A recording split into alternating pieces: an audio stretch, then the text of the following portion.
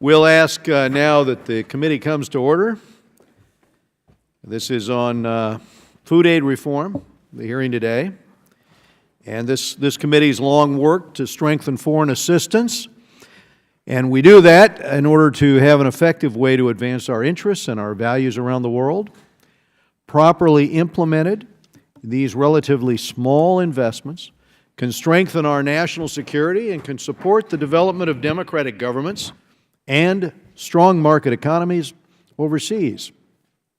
So last month, with committee leadership, the House passed the African Growth and Opportunity Act and the MCA Modernization Act off the floor, which promises to create new opportunities for U.S. trade and investment.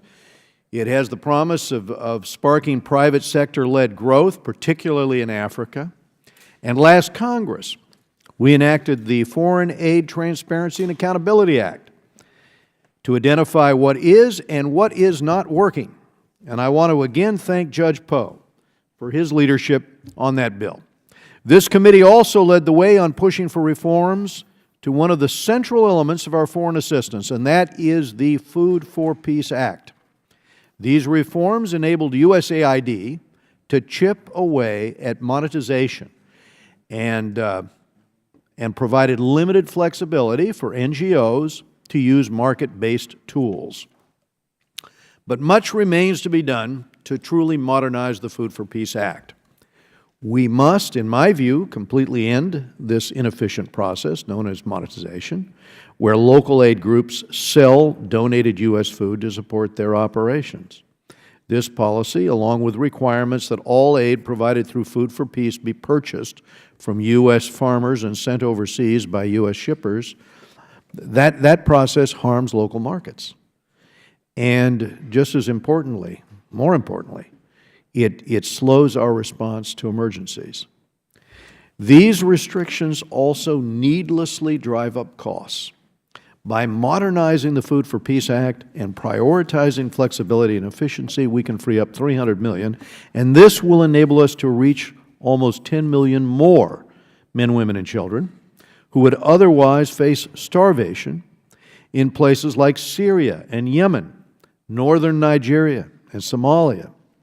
Hunger in countries such as these fuels conflict. It fuels instability. So helping people get the food they need not only helps save lives, it also strengthens U.S. national security. Modernizing U.S. food assistance will also help reach people immediately after disaster strikes. It does that by allowing us to purchase food closer to the areas in crisis. Under current law, it takes about 14 weeks for U.S. food to reach those in need. As I saw with many members of this committee when we traveled to the Philippines right after the cyclone, it was at Typhoon Hainan, as I recall. We don't have 14 weeks. Certainly the people there did not have 14 weeks to wait for us to respond to the disaster of that magnitude. So we saw the flexibility that had been put in place with a pilot program we had supported in this committee, where people were able to get that food immediately. As we were landing, they were being fed. We need the flexibility to purchase food in the region and get it to impacted areas within hours, not within 14 weeks. Saving time means saving lives. Additional reforms are also worth considering. In South Sudan, committee staff here saw how others provide assistance through secure debit cards, which recipients use to purchase the food locally in a crisis area like that. Providing assistance this way helps build economic infrastructure that can endure after aid ends. That said, no one is talking about completely cutting the American farmer out of their food aid programs. Our food aid programs are here to stay, and in places that suffer from cyclical drought, like Ethiopia, then food grown in the U.S. is critical. But this is not always the case, and that's what we're talking about here today. Sometimes we need to provide U.S. commodities. Other times we will need to buy local or we'll need to use vouchers. More often than not, we will need to do both. But we cannot keep supporting outdated, unnecessary, expensive requirements. Such deliberate, unjustified waste does not serve our national interests. It certainly doesn't save lives in the types of crisis we most often see. So I now turn to our ranking member, Elliot Engel, who has been a partner in these aid efforts, for his remarks. Thank you very much, Mr. Chairman, and thank you for calling this hearing. And to our distinguished witnesses, welcome to the Foreign Affairs Committee. I want to welcome all of you, especially my good friend and former colleague, Secretary Glickman. It's nice to have you here again, and we're grateful for all the witnesses' time and willingness to share your expertise with our members. I'm glad we're focusing on food aid today because this is an effort on the administration's chopping block. Unfortunately, like so many of our other diplomatic and developmental priorities, the administration's budget eliminates the Food for Peace account. I think that's a terrible idea. It would hurt hungry people, and it shows a lack of understanding about why the Food for Peace program is so important to our foreign policy. Since 1954, Food for Peace has fed more than 4 billion people, that's billion with a B, in 150-plus countries all over the world, with our country's tremendous blessing of agricultural resources. Helping famine-stricken and malnourished people around the world is simply the right thing to do. Perhaps no better effort shows America's generosity of spirit than Food for Peace. For decades, it's been a model of what American leadership should look like. There's also a tremendous amount of goodwill that flows from those helping those in need. People who benefit from this aid understand that they have a friend in the United States, that we want people everywhere to thrive and get ahead. Well-fed populations are healthier populations. Healthier populations mean stronger countries, better partners for the U.S. on the global stage. At a time when our standing in the world has plummeted and American leadership has taken a back seat, the idea of slashing investments in diplomacy and development, frankly, is just baffling. I think Congress should reject the proposal to eliminate the Food for Peace program. I think we should, frankly, take the administration's entire international affairs budget proposal and look at it very carefully and toss it if we have to. Now, does this mean that the Food for Peace program is perfect? Of course not. I agree with what the chairman said about things that we need to do to make it better. For instance, even though it's the largest food program in the world, Food for Peace lags behind other countries in terms of response time in crisis situations. When we ship food from the U.S., it can slow down the delivery of assistance by as much as 4 months and cost up to 50% more than sources of food closer to those in need. So we need to take stock of what's working and what isn't so that we can streamline and modernize this effort. We need to strike the right balance among a number of factors, quickly getting food, as the chairman pointed out, to those who need it most, making good use of the taxpayer's dollar, and keeping the American farmer at the center of things when it comes to how we source food aid. So we do need to modernize the Food for Peace Act, but we must be careful not to throw the baby out with the bathwater. So I look forward to hearing from our witnesses. I know you all have a wealth of ideas that will help us improve this program and policy going forward. Thank you, Mr. Chairman. I yield back. Let me also thank, just for the record here, Mr. Shabbat and Joe Wilson and Congressman Sherman, Kennedy Messer, Randy Weber for going with us on that trip to the Philippines right after the typhoon, and also on our subsequent trip to another trip to the Philippines, Mr. Engel, Mr. Meeks, Mr. Marino, Mr. Salmon, as we've worked on this issue. This morning, we're pleased to be joined by a distinguished panel. Professor Andrew Natsios currently serves at Texas A&M as executive professor at the Bush School of Government and Public Service. He's director of the Scowcroft Institute of International Affairs, and from 2001 to 2006, of course, he served as administrator of the U.S. Agency for International Development. Having served on the front lines of some of the deadliest humanitarian emergencies of our time, including the 2004 Indian Ocean tsunami, the 2003 genocide in Darfur, Sudan, the cyclical famines in the Horn of Africa, He became one of the earliest advocates for food aid reform, and I am very proud to welcome this distinguished public servant back to this committee. Dr. Aaron Lentz is an assistant professor of public affairs at Lyndon B. Johnson School of Public Affairs at the University of Texas at Austin. And of course, Mr. Dan Glickman is currently a distinguished fellow of global food and agriculture for the Chicago Council on Global Affairs, and previously he served as our Secretary of the U.S. Department of Agriculture. Welcome again to this committee. So without objection, the witnesses' full prepared statements will be made part of the record, and members are going to have 5 calendar days to submit any statements or questions or any extraneous material for the record. So if you would, Mr. Natsios, we'll begin with you. Please summarize your remarks, and then we'll go to questions.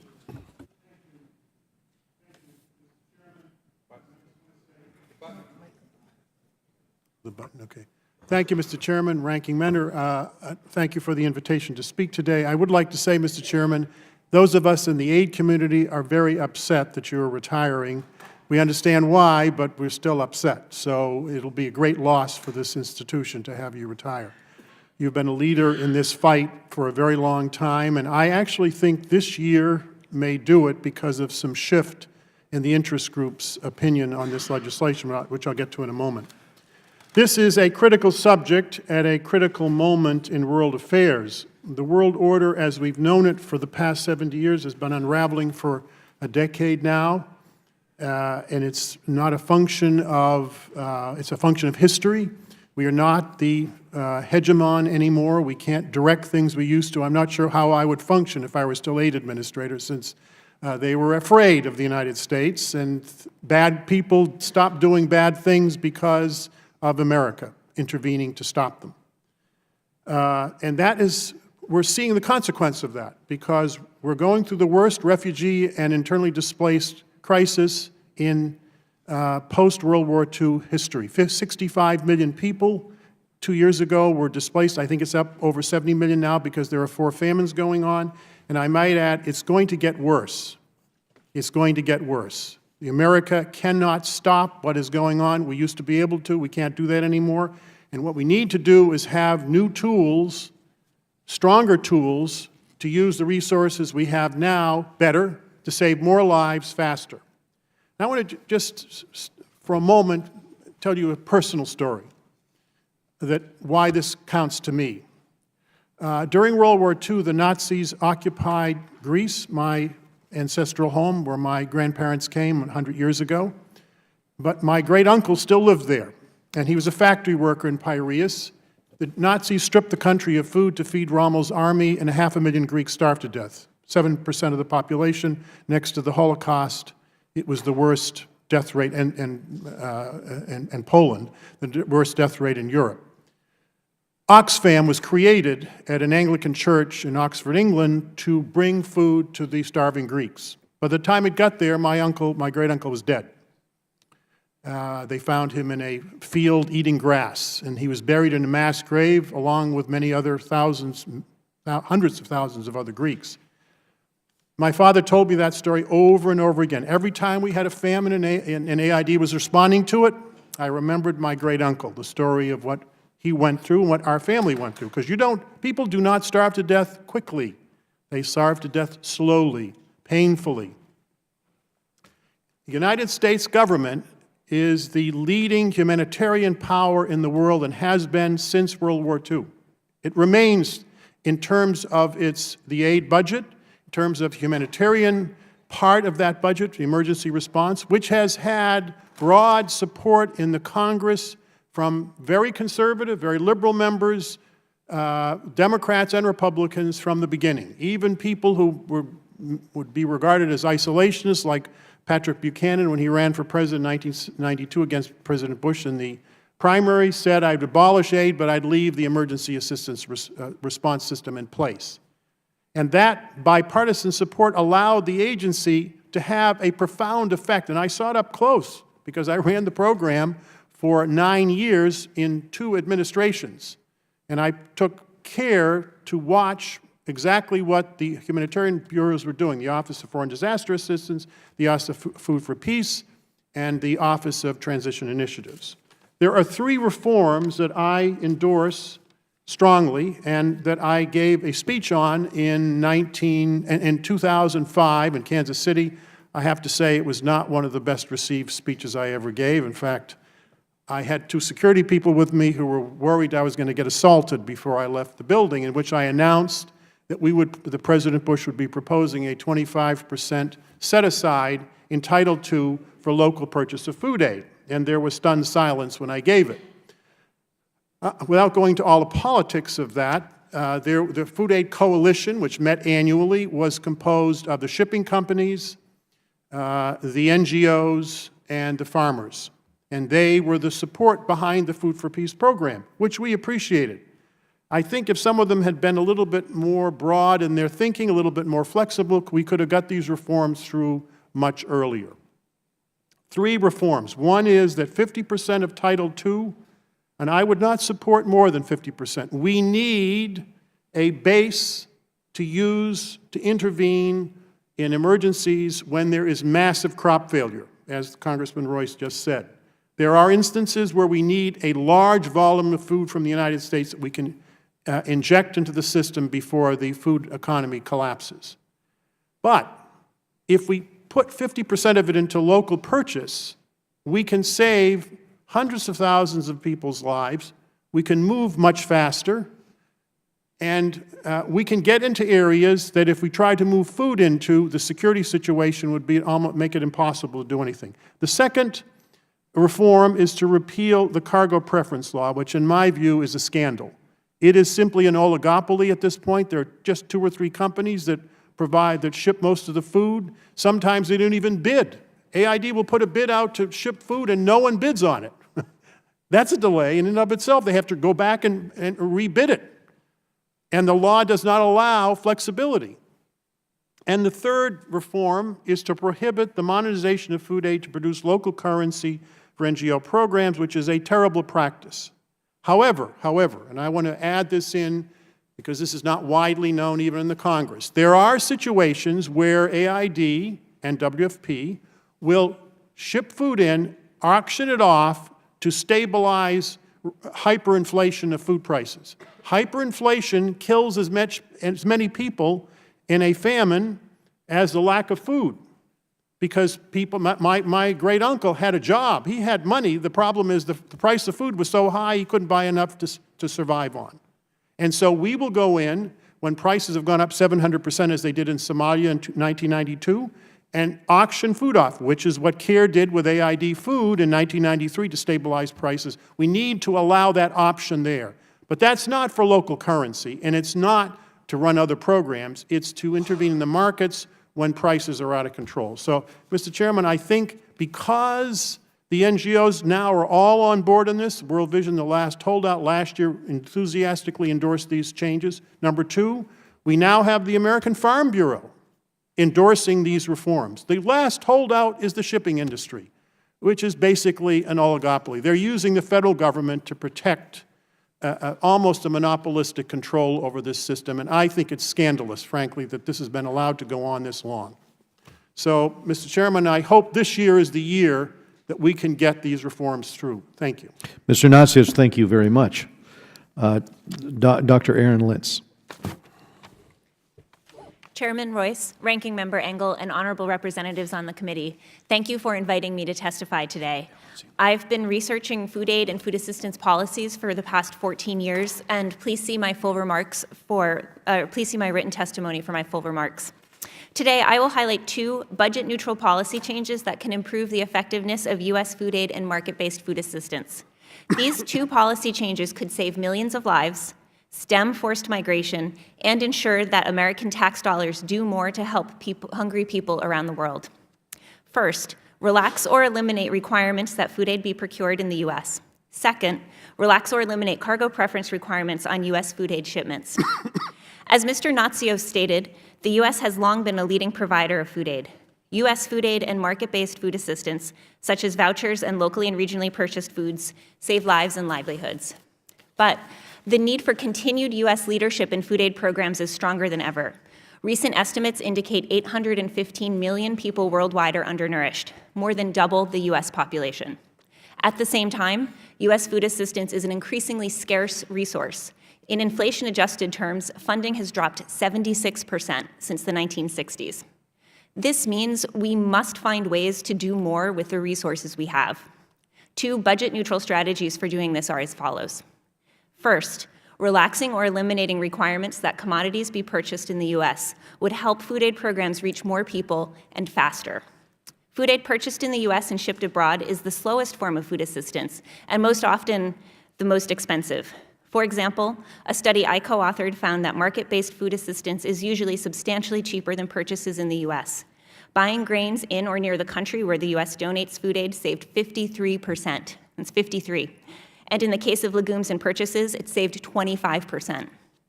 As the chairman and ranking member noted, compared to food aid from the U.S., market-based food assistance also shaved 14 weeks off of delivery time. Saving time matters. Hungry families on the verge of migrating in search of food cannot afford to stay in place and wait those extra months for delivery of assistance. Further, the 14 weeks saved when buying food closer to beneficiaries works out to be approximately 10% of the so-called first 1,000 days.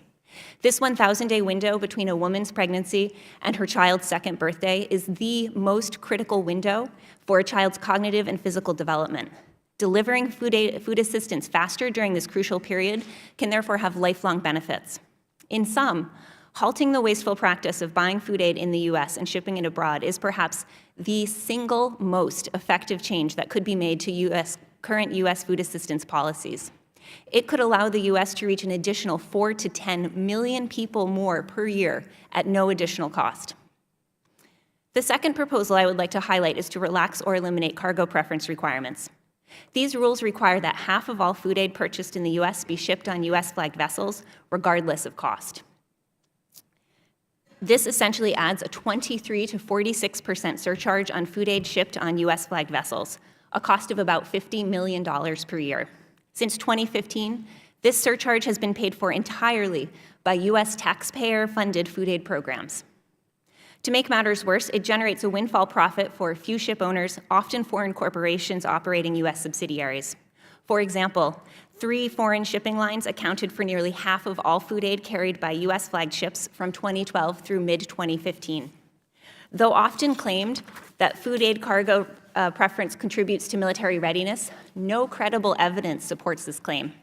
Indeed, the majority of food aid shipments are on U.S.-flagged vessels that the U.S. government has deemed not militarily useful. Removing cargo preference rules would enable U.S. food aid programs to feed an estimated 1.8 million more people per year.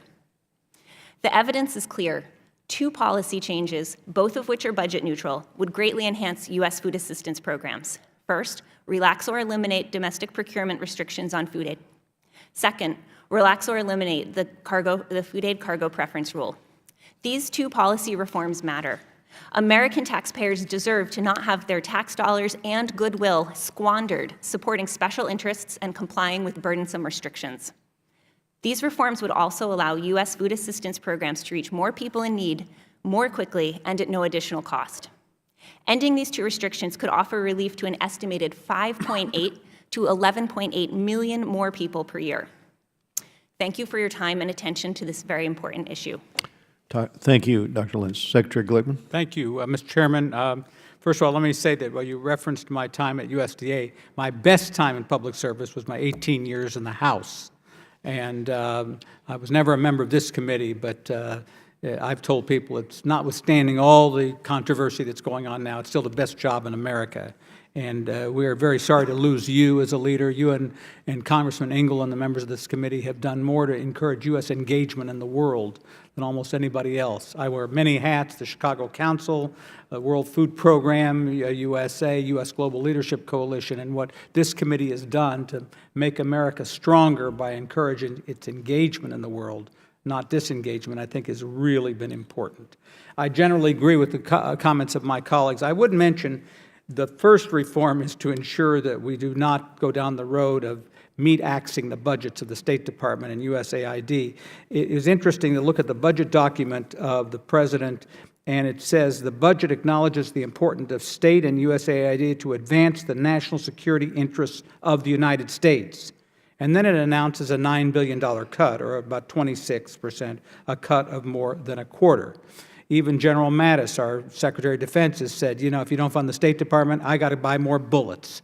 And I think there is a recognition that we need a strong military, but we also need a strong development and diplomacy side of the equation. And so I hope that this budget does not go forward, because I think it will hurt America and American engagement in the world.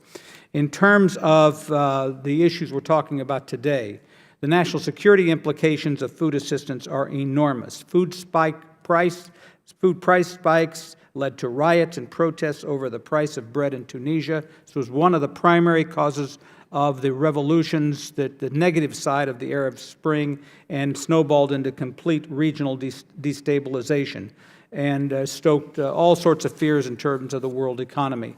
And the national security interests of the United States in making sure that we destabilized areas by feeding hungry people with nutritious food is critical to our impact in the world.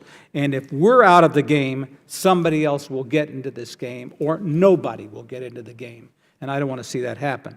Second of all, as former Secretary of Agriculture, I am concerned about the impact of American farmers. And there is clearly a role for commodities as part of our business of providing assistance in the world. It just needs to be flexible.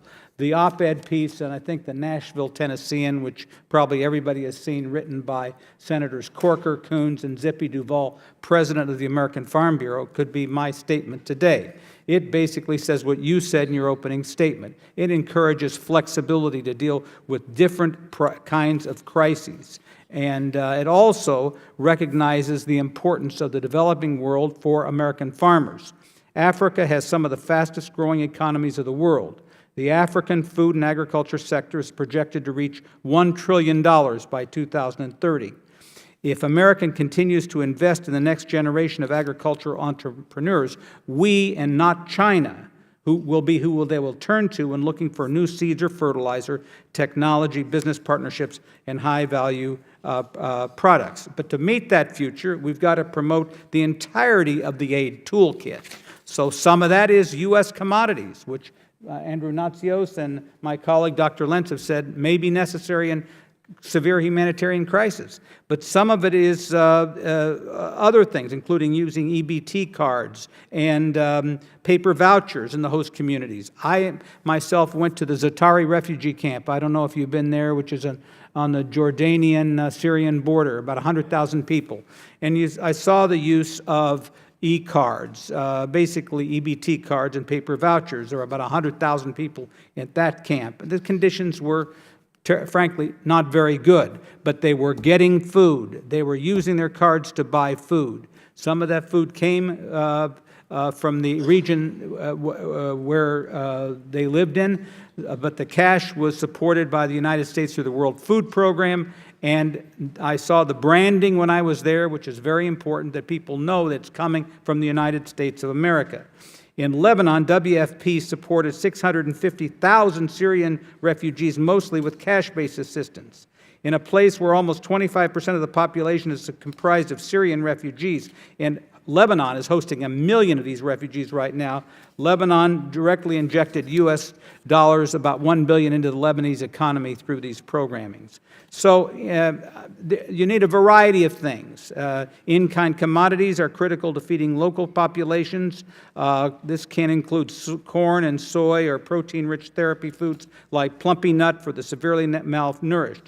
But when local markets are functioning, new techniques like vouchers and debit cards can be utilized to great effect. But in the cases of natural disasters, if you've talked about it, the Philippines, Nepal, and some places in sub-Saharan Africa right now, shipping food from the United States is still going to be critically important, and it can't be out of the equation completely. I agree that the use of monetization is not a good idea. It generally disrupts local markets and impacts farmers in the region for decades, and Congress has recognized the need to scale this back.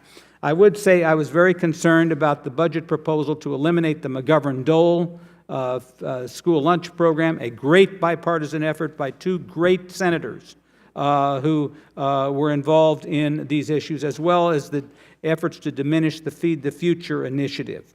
In 2016, the McGovern-Dole International Food for Education program reached 2 million children. In face of famine in Ethiopia, farmers reached by USAID's resiliency programs were significantly better at maintaining their food security, only experiencing a 4% drop compared with those not reached by the program, who saw a 30% drop. And this is the difference between being able to continue to feed your family and going hungry. There are 500 million smallholder farmers in the world. The U.S. is uniquely positioned to provide technical assistance, help build infrastructure, and help American farmers and ranchers at the same time. So again, I applaud your efforts here. Those of you who've traveled to these camps to see the incredible problems in Yemen, South Sudan, Ethiopia, and to see what the United States has done, and really, to be perfectly honest with you, I don't see anybody else filling the gaps. And it's a great addition to the American toolkit and American power, and I thank you very much for allowing me to testify. Thank you, Mr. Secretary. And we have seen in Sudan, in South Sudan, food used as a weapon. We've seen it in Somalia. We've seen it firsthand in Syria as well. And Mr. Natsios is right. During the war, other than the Jewish communities in which men and women and children, the majority perished, the Greek community, because of the resistance, in the Peloponnese, in northern Greece, in Crete, because of the resistance, they had the highest share of losses of any resistance that engaged against the Nazis, and the highest share of famine, a famine that was orchestrated by the Nazis during the occupation. And our ability, in order to project our influence, not just for humanitarian interests, but for economic and security reasons as well, as articulated by Secretary Glickman, is very important. I thought I would ask Dr. Lentz. I'm particularly interested in key issues like maternal and child survival in situations like this, and given your research, maybe you could explain. And the other thing I was going to say is prepositioning of food is one of the things we often hear. Well, you could preposition food, but I just want to tell you, when our committee, after the typhoon, were in the Philippines, we were surprised to learn that even the prepositioning takes weeks to get the food there, as opposed to what was being done, which was buying the food locally in the region, in the Philippines, and getting it there to the site in real time. And so, Dr. Lentz. Thank you for those comments. I think you're exactly right about prepositioning. The best available evidence suggests it costs between $30 to $60 per metric ton to preposition food because of the additional storage costs, because of the additional fumigation costs, et cetera. So it's a little bit more expensive. But you're right, that trade-off would be worth it if it could get there very quickly. And oftentimes it's still slower than using other sorts of tools in the food assistance basket. So buying food locally, relying on vouchers or electronic transfers. These sorts of things tend to be faster than prepositioned food, although prepositioned food is very much better and faster than food coming from the U.S. in terms of timeliness. And that comes to your second point about the maternal-child health implications around time savings. I think the best available evidence has indicated that this first 1,000-day period is absolutely crucial and can have lifelong effects on cognitive skills, on health, on earnings, and even intergenerational impacts. So children who are undernourished, when they grow up and have children, their children are more likely to be unwell as well. So the opportunity for us to intervene earlier is absolutely critical, especially in these cases where there's an emergency and we need to respond quickly. Thank you. And let me also talk about that growing effort for reform that Secretary Glickman referenced. So it was yesterday that the President, as you said, of the National Farm Bureau co-authored that op-ed that endorses these key reforms. And we know that Food for Peace has enjoyed strong support from American farmers and shippers and the NGOs implementing these programs. So, Mr. Glipman, can you speak to why so many farmers are coming out in support of the reform effort? And maybe, Dr. Lentz, should we be concerned by claims that changes to the Food for Peace program will affect U.S. maritime readiness? Maybe you can address that issue, or any of the panel. Well, I think that Zippy Duvall, who I don't really know very well, took a courageous stand, because there's been kind of a mantra in farm country for many years that the majority of our assistance ought to be in the form of commodities. And he leading working especially with Senator Coons and Corker, both of whom share yours and Chairman Ingalls' views on a lot of these issues, I think was a gutsy thing for him to do, to come out with this, particularly because all of agriculture has not necessarily been unified on this particular point. I want to make the point, however, that I don't think we ought to think this means 100% cash. No, it can't. No, but it does mean that somebody's got to be able to use good judgment and not necessarily be bound by bureaucratic rules which stovepipe the kind of programs that go out. So if we need to get cash, we get cash there for local market purchasing. To quote Aristotle or Andrew Natsios, balance in all things. Comments maybe on the issue of maritime preparedness. So just to echo Mr. Glickman's point, I agree flexibility is crucial. We want to provide USAID and USDA with the broadest set of tools possible so that they can identify what's appropriate for the right context. Regarding military usefulness, I think claims that food aid cargo preference requirements somehow support military readiness are not backed up by any evidence that I've seen that I find compelling, frankly. First, there's no evidence that food aid helps in that food aid is often a very small part of the actual cargo preference laws. It's only about 13 to 15% of cargo carried is food aid.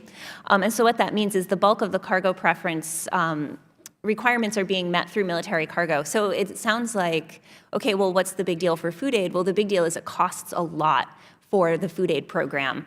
And so it's a very high cost to need to support, or to need to kind of meet these cargo preference requirements. Furthermore, officials at both the Department of Defense and Homeland Security have expressed support for food aid reforms. They've suggested that cargo preferences for food aid does not actually make a substantial contribution to military readiness. Thanks, Dr. Lentz. Okay, Mr. Engel, my time's expired. Thank you, Mr. Chairman. Let me ask a question. Let me ask all of you, if you could please be concise in the answer. A question on a point I made earlier. The President wants to end the Food for Peace program. I don't think that's a good idea. He wants to eliminate it as a standalone program. He says that emergency food assistance will instead come out of the International Disaster Assistance account. Is this a good idea or a bad idea, Mr. Natsios? Congressman, when I was the head of the Assistant Administrator of the Bureau in which the Office of Foreign Disaster Assistance and Food for Peace was, this was under Bush 41, 28 years ago, we considered merging not the accounts, but the staffs of Food for Peace and OFDA, because there's tension. I understand they moved into the same building, and there's been a huge drop in the tension levels, the friction that exists between federal offices since they're co-located. So I would actually support a merger of the two offices, which is under serious consideration, but not an abolition of the Food for Peace law or the appropriation level or the expertise that Food for Peace has in food security. People think that all the Food for Peace staff does is ship food out. That's just not true. They're experts in nutrition. They're experts in the balance you need when you feed people. You can't just feed them all grain. You have to give them fat. You also have to, in the form of food, vegetable oil, and you also have to give them protein in the form of beans. And you have to monitor that. You have to set up systems for monitoring this to make sure that the food is getting where it's supposed to get. So that expertise cannot be lost.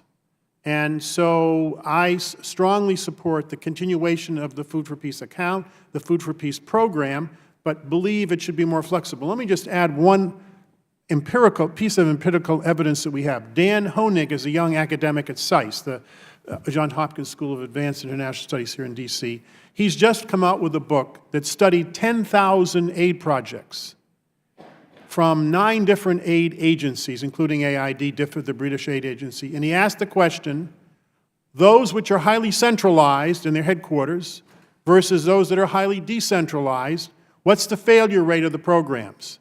And he concludes that particularly in unstable and rapid changing circumstances, which is certainly the case in disaster response, that the failure rate increases dramatically if the decisions are made in the capital or the headquarters.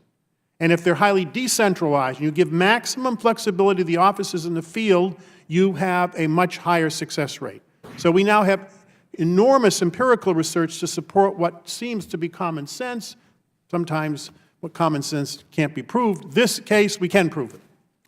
Thank you. Dr. Lenz. I would agree that the Food for Peace program should be maintained. I think Mr. Natsios covered it really well. Thank you. Mr. Glickman. And I would add McGovern-Dole to that as well, that should be maintained. But here's the problem.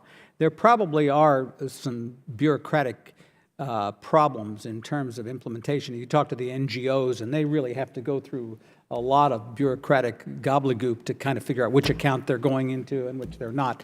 But if this were offered without a 29% reduction in money, I might be willing to sit down and talk to them about some of these changes. But the elimination of Food for Peace and McGovern-Dole and others, frankly, is just a way to reduce the amount of money we spend in those areas. So that's one of the real reason why I wouldn't support it. I agree with you, and that's why I'm so worried about it. Mr. Glickman, let me ask you this. Many would argue that the U.S. comparative advantage in responding to international food needs is through its ability to produce an abundant food supply. When America provides homegrown food, it's supporting the U.S. farmer, as well as U.S. food producers, processors, and shippers, and yet in-kind food aid, as we've heard here, is relatively slow to arrive and costly when compared with cash-based alternatives. So in your view, what's the appropriate balance here? What's the appropriate balance between in-kind and cash-based food assistance? I think it depends on the nature of the purpose of where the food is going. So if it's dealing with a typhoon or an earthquake, the majority probably ought to be in form of in-kind commodities. Just you got to get the food there as quickly as possible, and it still takes too long to get there. But if you're trying to build local economies, or if you have refugee camps, like the Ethiopian camps or the camps in Lebanon, and of course a lot of the people in Jordan actually live in Amman. There are several 100,000 people there, and they get most of their food through the vouchers, the EBT. Then you almost have to go the way of using local purchases or EBT cards, that kind of thing. So it's just the whole thing. You got to be flexible with it. I think the American farmers want to help feed the world, and we provide the commodities to do that. But I think that more American farmers are realizing that there are many ways to skin this cat, not just one way. Thank you. Thank you, Mr. Chairman. Thank you, Mr. Engel. Next in the queue is Tom Marino of Pennsylvania. Thank you, Chairman. Good morning, and thank you for being here. I would like to start with Secretary Glickman. When U.S. international food aid programs were first designed 64 years ago, surplus agricultural commodities threatened to destabilize food prices and negatively impact American farmers. Today, food prices are high and exports of U.S. agricultural commodities are booming, exceeding the USDA's own forecast in fiscal year 2016. Food aid represents less than 0.1% of U.S. agricultural production. Reforms that this committee will be asked to consider would eliminate the requirement, but not the option, for all food aid to be procured in and shipped from the United States. Mr. Secretary, how would a proposal to relax U.S. purchase requirements impact American farmers, and to what degree are American farmers dependent on U.S. food aid programs? I come from a very rural agricultural district. You know, the biggest part of our exports in the world are in what you call the row crop commodities. So wheat, corn, cotton, to some extent, rice, soybeans. And, you know, right now, actually, agriculture prices are taking a bit of a tumble during the last year or so, in part because of world economic conditions and in part because of surpluses. Over the years, most farmers have supported these programs largely because they provided an avenue, although a small avenue, because we actually sell way more in these products than we give away. I mean, this is a huge part of an American farmer's income is the sale of these products. But, you know, I guess I'd answer your question this way. A very, very small portion of what American farmer produces actually goes for food assistance, but large enough that, and especially to countries in Africa that within the next 10 or 15 years may be able to buy 20, 25% of their products from us. So this is more of an investment in the future as much as it's an immediate need. I mean, we don't want to lose those markets. And the best way to get those markets is to build local agricultural infrastructure and economies, and as they grow, they begin to buy more stuff from us. That's a longer-term strategy, but it's the best answer I can give you. Okay. What arguments would you make to farmers and agribusiness to convince them that the United States should substantially reform the way in which it provides food aid? And believe it or not, I have my farmers ask me what's going to happen to my farm when changes are made, and how can we survive? Well, again, we don't want to do anything to jeopardize our global sales, because that's the big elephant, is the ability to sell our agricultural commodities overseas. And that gets into a lot of other issues like trade agreements, yes, and which is not part of this discussion. But that's far more important to farm income right now than the humanitarian relief that we provide. But what I would tell farmers is that the big growth regions in the world are in the developing world.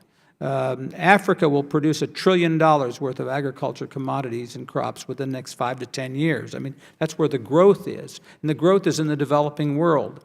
And the more business we do with them, the better we are. And when they suffer, our ability to help alleviate their suffering builds trust. I think Andrew Natsios talked about branding. And, you know, when you deliver when it's cash, I mean, when it's commodities, you deliver that aid with the USAID, what was it? Logo on it. Yes. Or even on the EBT cards or the other forms that you provide electronically. It says product of the United States of America. Okay, I'd like to quickly hit two other areas. Sure, I've been to Africa, the continent of Africa, Liberia, Sierra Leone, Ghana. I see what it's like. I've been with the chairman on several trips, and the things that we've seen were just heartbreaking. But we also heard that the militants, there are groups of militants that confiscate, steal this food from where it's supposed to go. To what degree is that happening, and what are we doing about it? Anyone? Well, I've been managing off and on these programs for 28 years, and security, particularly in unstable regions of the world, which is the majority of 75% of this food goes for humanitarian relief and emergencies, and it's not in natural disasters. It's almost all in famines and civil wars. Agreed. And we did a study when I was OFDA director in AID 25 years ago. We asked the question, the previous 25 years, how did people die in disasters? 75% of the people who died in disasters died from famines or civil wars. 75%, not in natural disasters. So our program is focused on food security for that reason. Now, how do you deal with the issue of security if you don't have American troops there or UN troops to protect the food aid? Well, that's the problem. The reason I support going to the use of cash cards in unstable situations is you can't tell who has a cash card and who doesn't, but you can tell who has a bag of food and who doesn't. Bag's pretty big. Wait. Okay? It's a giant bullseye for anybody with a gun. And if you have a food truck going down and it's an unstable area, guess what they attack? A person with a cash, how do you know who has a cash card? I mean, Okay. Mr. Brad Sherman of California. No one can quibble that we need flexibility, especially when time is of the essence. And if the goal was the cheapest calorie per cents measure, we wouldn't have a Food for Peace program. I mean, we might keep the staff, we would just have a Money for Peace program.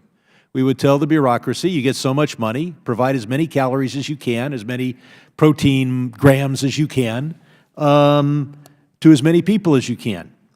This is close to what the President is proposing. He says, let's eliminate the Food for Peace program and move the money to situations where the bureaucracy is free. And what that does is it destroys many elements over time of the support for U.S. foreign aid. We already have authorized a Money for Peace program. We got dozens of programs that provide U.S. money to poor people or people who are suffering for a variety of reasons. We have basically one Food for Peace program, which would have the support of American agriculture if the advocates of the program weren't busy telling farmers that it was unimportant to American agriculture.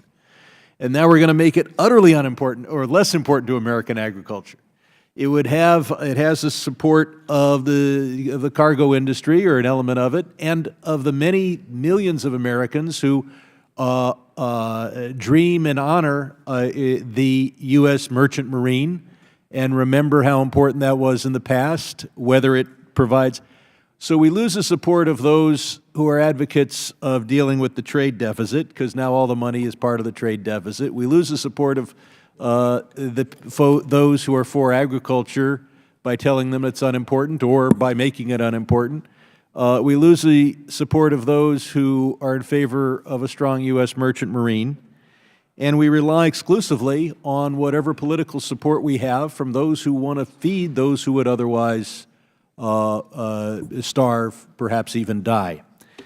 And I wonder whether it's right to say that it's clear that these restrictions cost money. Do they also generate money? I almost feel like we should be the witnesses and you should be asking the questions.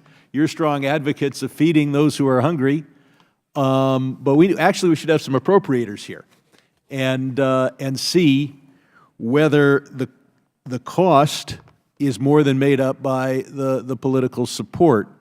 But I was on the trip that the chairman references, where it was important to have the flag on the bag. There's something very symbolic to the American people to say, here we are, posed for a picture, bag of American food.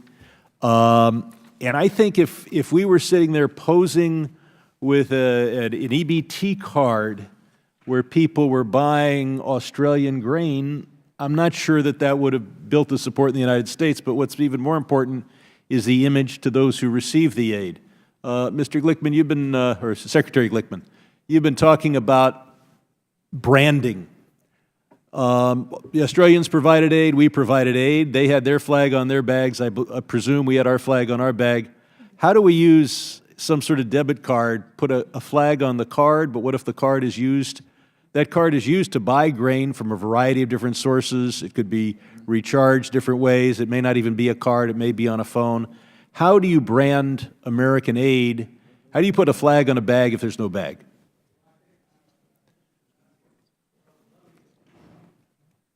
Nobody's talking about getting rid of the cash program, period.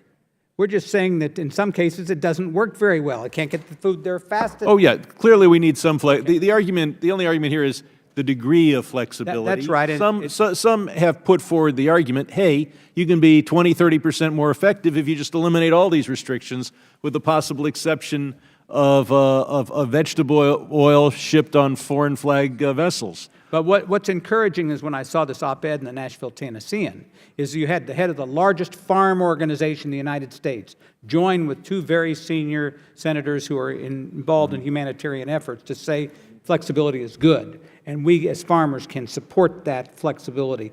The other thing I would just mention is the UN Food Program estimates that they are not able to fund 1/3 of the needs for famine and humanitarian relief every year. The United States is the largest funder in the World Food Program. And much of that is going to continue to be cash, and the better we brand it, the better we are. And, and so all I can say is that I want Americans to get credit. Secretary Glickman, I asked a question about about branding. Right, you do it. I know I said a lot of other things you'd like to respond to, but I'm already over time. Can we have an answer on the branding Yeah. issue? Yes, I put the branding system in place when I was aid administrator in 2003 because of Thank the war you. on terror. And we had to make it clear, this is locally purchased food. Locally purchased, not U.S. food. There you see, USAID from the American people. So the locally purchased food still has the USAID brand on it, not just the U.S. food. And I might add, all of those cash But cards, we were talking about the EBT cards. What if we're not in the they also business? have the USAID from the American people on And then each you would one have of to the have a cards. separate card. If you're getting aid both from Australia and the United States, you'd have one card from one country, another card from another country. Well, the way we do it in the U.S. government, we pay for the card, we put our brand on it, it's clear that every time they use that card, they see U.S. Gotcha. And just to clarify, the flag on the bag that we saw when we were in the Philippines, when we were assisting there, that was locally purchased food from the Philippines that was in that bag. And let me just add one thing to make clear. I completely agree with Secretary Glickman's comments on these budget cuts. You cannot delegate to the states or municipalities, I'm a Republican, which I normally in domestic programs support. You cannot delegate American foreign policy, and you cannot privatize it. Cutting $9 billion out of the 150 account is a terrible idea. I do not support it, and I wish the administration would stop doing that. Amen. Okay, so we go to Mr. Ted Yoho of Florida. Thank you, Mr. Chairman. I appreciate all three of you being here and your patience. Mr. Nacio, you were talking about America losing its hegemony in the world, and I think that's something that's going to continue. Unfortunately, we're going through a tectonic shift in world powers that we haven't seen the like since World War II, and that's, I think, one of the reasons we're seeing the amount of refugees that we're seeing. Saying that, with the budget restraints that we're seeing as a nation, all you have to do is look at what's gone on since September with the 6 resolutions, continuing resolutions. We're facing severe budgetary constraints, and we're going to continue, and they're going to worsen in this country. Therefore, how do we tighten up the program to make it more beneficial? And if you look at the different agencies and departments giving out food aid or some form of foreign aid, we have to streamline this. And so my question to you is, how well are we coordinating with other countries when there is an emergency famine? And I agree, we have to respond to that. And I came up here to get rid of foreign aid, but I've become more learned after 5.5 years here, that I agree with General Mattis. We have to use a certain amount, but we have to use it more effectively.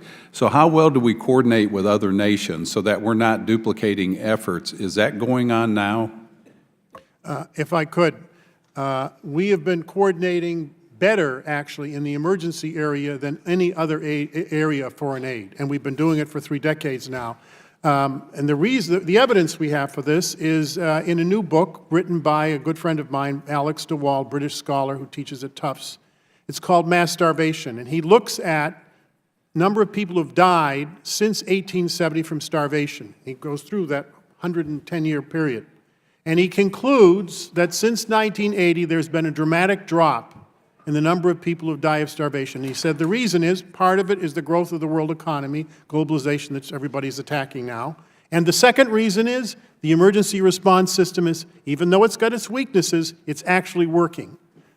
We have a meeting, not we, I'm not in office anymore. We have the emergency managers from Europe, Canada, the United States, and Australia and Japan meet on a regular basis, and they will say, look, the United States could put more money in Liberia, not so much in Sierra Leone because of the historic relationship. The British say, no, we'll do Sierra Leone if you do Liberia. All right, but we're talking about money, but what about the coordinating of the efforts? Like, all right, you guys bring this to the table, we'll bring this. Is somebody coordinating that? That's exactly what goes on. Mr. Secretary Glickman? Yeah.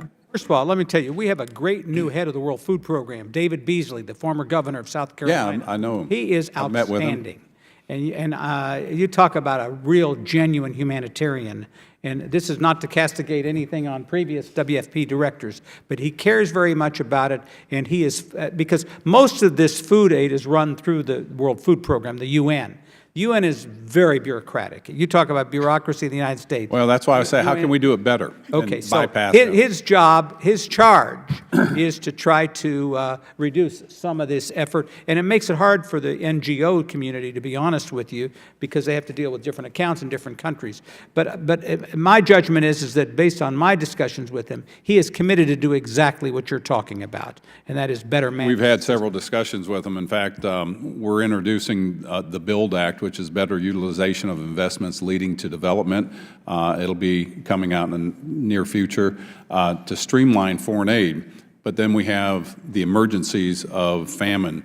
With the McGovern-Dole, we hear a lot of criticism of that, and with the austerity measures, the President in his budget was saying that it's an ineffective program. The school program, lunch programs, do we have numbers to show what the results of those have been since 2002 when that program came out? Can we justify and say, since we started this, these are the results? I'll give you an example with Gavi, with Bill Gates.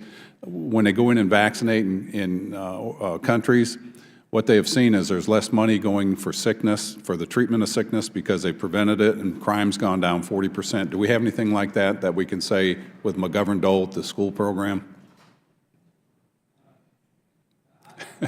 Specific, but I will do my best to make If you sure could that get you us that get information, it'd be very helpful. Yeah, I referenced some of the thing, a little bit in my testimony about the drop of food insecurity with those who are fed in school meals programs, but I'll get you more. Well, and you guys brought up a very important thing.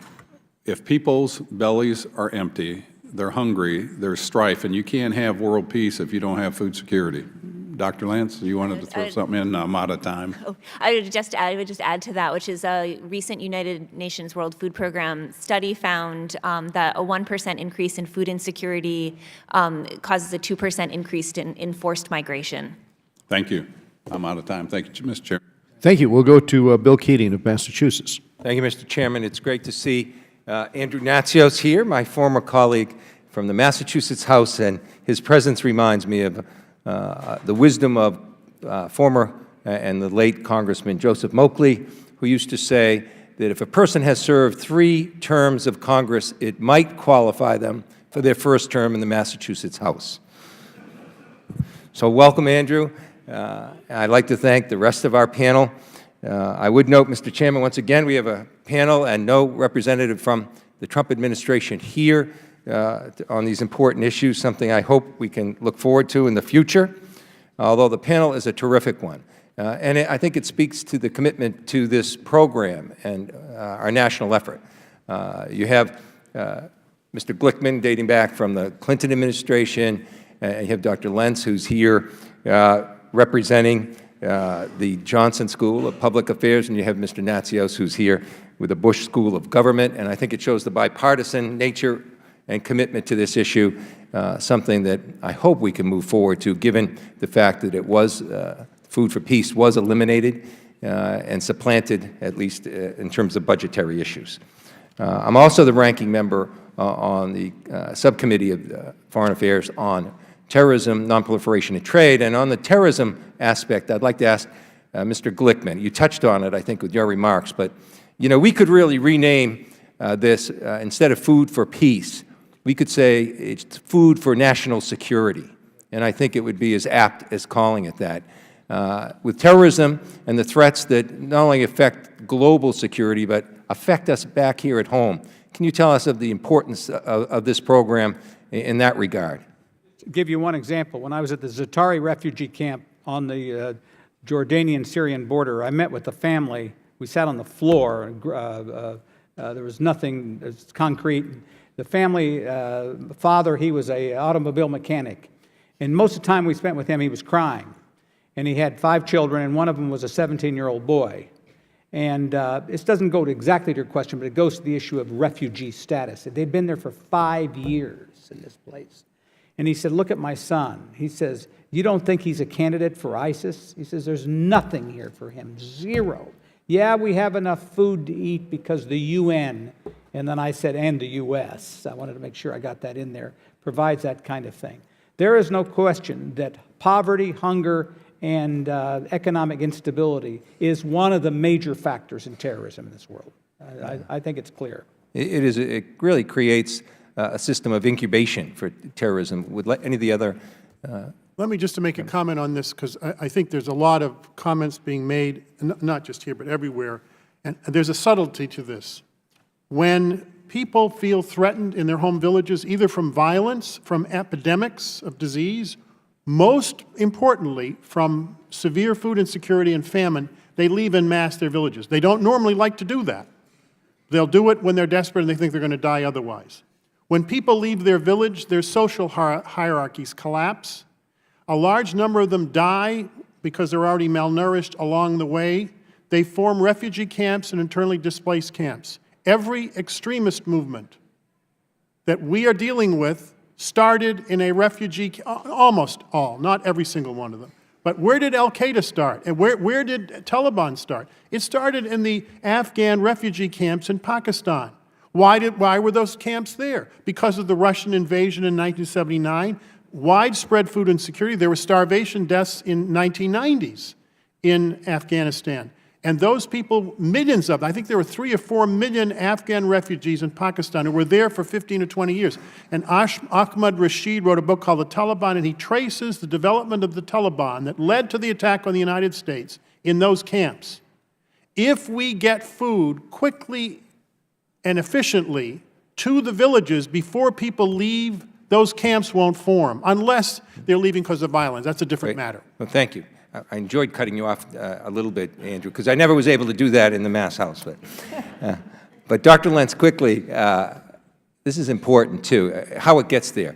If you could touch on the fact, and I think you did this with your remarks quickly, what's the role of women and mothers in terms of, the management and disposition of these resources? I think that we have found through so many studies, the more they are involved in their own countries in this regard, the more of the resources and the food would go to children as well, and it gets better dispensed. Can you quickly comment on that? I think you're absolutely right. And I think this kind of speaks to earlier comments made about the importance of Food for Peace's staff in terms of their abilities to identify what are the right sets of resources for people who are at need, and those needs differ, of course, by family members. So children and their moms often have different nutritional requirements than the rest of the household. So I think that you're exactly right to kind of care for mothers, women who are pregnant, and young children. We need a lot of different tools out there, including ready-to-use therapeutic foods. We also need to figure out the best ways possible to get them there faster. And I think that you're right, when women have some ability to make choices more broadly with, say, for example, using vouchers, many folks end up trying to buy healthier foods, right? So not necessarily more calories, but oftentimes more nutrient-dense foods like leafy greens and eggs and things that are really important for children's nutrition that, frankly, are very hard to accomplish with food aid purchased in the U.S. Great, thank you. I'm over my time, and I yield back, Mr. To respond, though, if I could, Mr. Keating, you mentioned the Secretary of State. He will be here in 2 weeks on the 27th, and the week after, or at least March 7th, we'll have USAID Director Mark Green here, and they just presented the budget, so that's why they're not here today. But I think this was a good forum here today. We took the opportunity for some very experienced presenters or witnesses here. We now go to Adam Kinzinger from Illinois. Thank you, Mr. Chairman. And I will say, just to say further on that, this administration has actually reached out more than I've ever experienced in my 8 years in politics. So, but let me just, at the risk of reiterating reiterations and piggybacking and all those annoying terms, I just want to make the quick point that we've talked about branding and the branding issue. I think it's essential to remember of food not just as a humanitarian tool, which it is and is important, but it's also a tool of national security. It's soft power, and and we're in the business of figuring out how to bring people better lives through great influence of our country, and I think that's important to remember. And I think we all can agree. I'll ask this first to the administrator, Mr. Natsios, and then we'll go down the line if anybody has answers or thoughts. We can all agree that the Syrian conflict has reached epic proportions. In fact, the news over the last couple of weeks is I mean, we now have basically all the parties of the world fighting over land. Over 500,000 people are dead, and 50,000 of those are children, which people need to continue to let that sink in. Last year, I wrote about how hunger is used as a weapon in Syria. We see daily instances of these actions by the barbaric Assad regime to hold food assistance hostage in order to starve the people of eastern Ghouta. By the way, Russia and Iran bear equal responsibility in that too. Furthermore, I fear that if we're not helping these people feed their families, as you guys talked about, those 7- and 8-year-old Syrians in refugee camps or those besieged in Syrian cities will become easy recruits for terrorists who manipulate their hunger and fear. It's very hard to recruit somebody out of a village, for instance, that I went to in Africa, in which the United States built a milk co-op and helped the village learn how to feed the cows and produce more milk, and they'll always remember that the United States changed their lives. But if you find yourself hopeless in a refugee camp, it's really easy for some extremists to come in and tell you the West is at fault for your misery and you should blow yourself up in a cafe. Syria continues to be a difficult place to have an impact with food aid.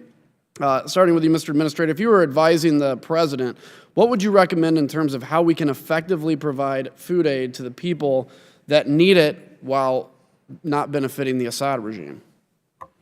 Well, that is the question, Congressman. That is the question. And more even in Syria than almost anywhere else, because there's so many great powers involved, as you pointed out, at the same time. Russia, the United States, Iran is involved. Turkey is deeply involved in a destabilizing way, in my view. So that is the problem. The use of cash cards has been more extensive in Syria than almost any other emergency for that reason. Because we did not want, the United States did not want the Assad regime or any of the groups to hijack the aid effort for their own political purposes. And the more chaos there is, the more the risk increases for that to happen. And so they have used cash cards, vouchers, and what I would call more innovative approaches to relief in Syria because they are more immune to manipulation in a highly politicized circumstance than traditional food aid. That is not the case in other places, but it is particularly the case. So you would have no further recommendations? You think it's going kind of swimmingly? Well, I personally supported a long time ago and signed a letter 7 years ago during the Obama administration saying there should be safe havens established and we should provide air cover, and we wouldn't have had all this population movement, which is a disaster. Now I just want to say this, maybe I shouldn't say it. King Abdullah of Jordan, who's an ally of the United States and one of my favorite heads of state, Jordan is doing very well, surrounded by chaos. He told a group of U.S. senators that Turkey was driving refugees to Europe, pushing them across the border, and he used the term weaponized refugees.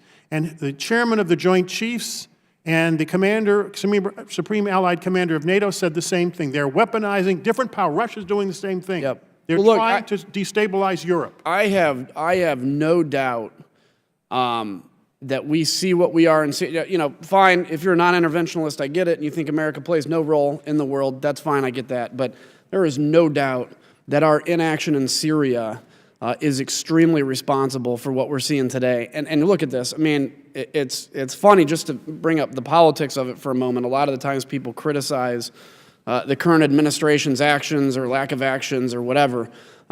We are in the situation in Syria because we were paralyzed and didn't do anything. And now you have every major power of the world trying to gain something in Syria, and we end up having to defend our allies and in the process kill many, many Russian mercenaries, which I think Vladimir Putin has been notoriously quiet on, so I'd be curious as to what his thoughts were on that and why they were there. I'm sure you don't leave Russia as a mercenary without some kind of tacit approval, but I digress. I had more questions, but we got onto the Syria issue, which I'm especially passionate about. So, Mr. Chairman, I'll yield back. Chairman, can I just make a quick comment to, first of all, because Congressman, your leadership is well known in this area. I want to reinforce what Andrew said about Jordan.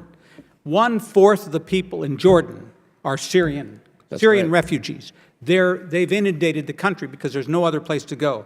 A lot of them are in refugee camps. Most of them are in the cities. And I can't answer your question about Syria, but I can say this. If we don't understand and help the Jordanians deal with this problem, we will lose one of our closest friends, not only in the region, but in the world. I agree. They're a key to this. The king made a point to us. He said, I think it was at that time, he said it's the equivalent of all of the nation of Canada moving into the United States without a job. We like the Canadians, but we want them to, have jobs. Thank you, Mr. Chairman. Mr. Chairman, could I just? It would actually be twice that percentage. Yeah, that's right. Yeah. Could I just add one thing? Mr. I am an Natsios. Antiochian Orthodox Christian, and our patriarch is in Damascus. One of our archbishops was kidnapped by the terrorists, and one of our bishops, and we have not heard from them in 3 years. The largest number of people killed in Syria, disproportionate to any other, are my church members. And we get terrible stories from our priests in the villages as to the atrocities being committed against Orthodox Christians and also Eastern Rite Catholics as well. But there's a particular focus on attacking the Eastern Church that has been there for 2,000 years. So I have to say this is a very personal thing for me. And I might add, when people attack Arabs in the United States, make these comments, a lot of Arabs are Christians, and they have been for 2,000 years. And so I get upset when people make these generalizations. It's inappropriate. The fact of the matter is the great bulk of people who are getting killed are, in fact, Christians in Syria, but also many of the minority traditions of Islam are also being attacked and being victimized. And you know that from your own experience. It is horrendous, the atrocities that have been committed. Thank you. We go now to David Cicilline of Rhode Island. Thank you, Mr. Chairman. I want to thank you for this hearing on this very important issue that is quite literally a matter of life and death. Without proper access to food and nutrition, children cannot attend school, men and women cannot work, and families cannot feed their children. And we all understand the conflict and national security challenges that flow from food insecurity, and that's why I am very proud that the United States has been the largest supplier of food aid in the world and committed to ensuring that we continue to lead the world in efforts to ease hunger and establish self-sufficiency in food security. And like many of my colleagues, I'm deeply troubled about the President's budget, which really abandons that role. I'm also particularly proud that in Rhode Island we are helping to lead this effort. I was happy to hear Secretary Glickman talk about Plumpy Nut, and I really want to recognize the work of Adizia Nutrition, a wonderful food aid and global nutrition nonprofit based in my home state. It uses an innovative and targeted approach to ensuring that populations around the world have access to healthy, nutritional food by producing and introducing into local markets ready-to-use therapeutic and supplementary foods. Each year, millions of their miracle packets leave Adizia's Rhode Island factory and are delivered by large humanitarian organizations such as UNICEF, the World Food Program, and USAID into the hands of malnourished children all over the world in some of the hardest to reach places and most inhospitable places on the planet. And their incredible state-of-the-art factory is this incredible example of a public-private partnership that is producing peanut milk-based, ready-to-use supplemental and therapeutic foods with ingredients sourced from over 15 states. These products are really saving the lives of millions of starving children around the world. At the same time, providing good-paying jobs to middle-class workers in our state, and as well as refugees who have settled in America. So I just want to acknowledge their work and say how proud I am of them. There are two things that I think that their presence in Rhode Island has kind of focused my attention on.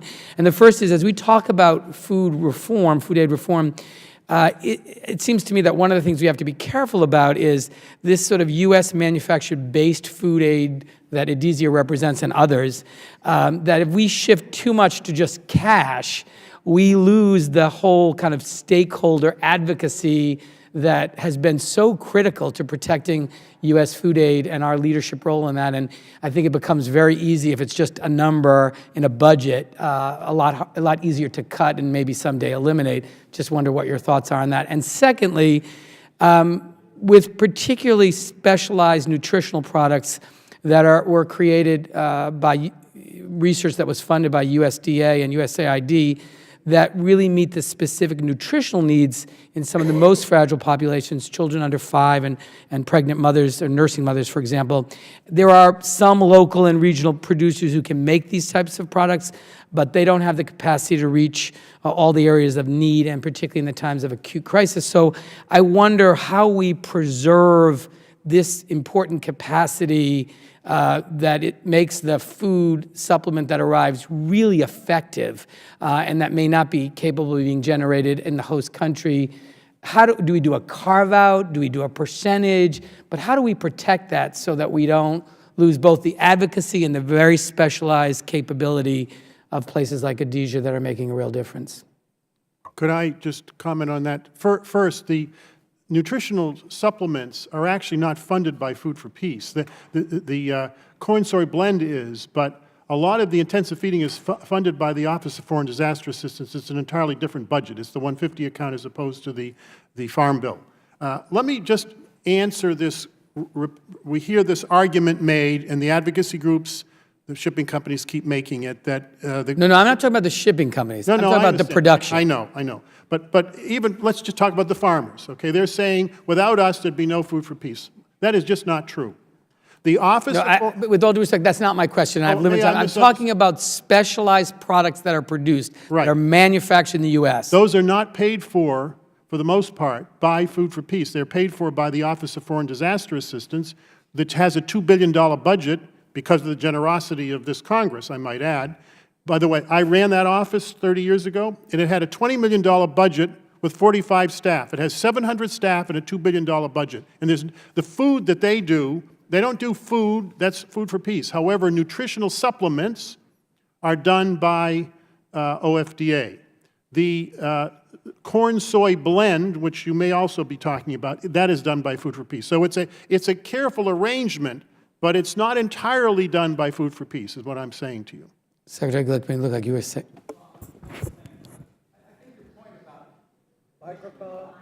Yeah, about political support. It's interesting, as you know, only 1% of the budget is in foreign assistance, but it's still a chore to get people to support it. I understand that, and that's why it is so important to have farmers and ranchers in this country continue to support these programs, and I work on that as much as I possibly can.